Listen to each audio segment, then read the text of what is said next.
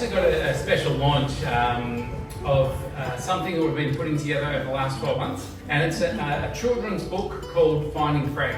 When you look through the pages, we've got a beautiful artist in South Australia who does outback artwork to do this, and she's been working on that for the last 9 months.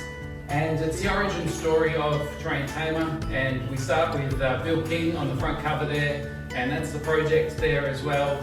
Alan features with a little shot towards the end, and it's about Bill King bringing parts back to Frank and making things stronger so he can travel the land. So it also showcases Australia. It's got some beautiful paintings of outback Australia there, and it just syncs with TV commercials we've had this year, and also the radio that Alan's been voicing throughout Australia and overseas as well. So if you can all put your hands together for Sky for putting this together and writing the words of Finding Frank.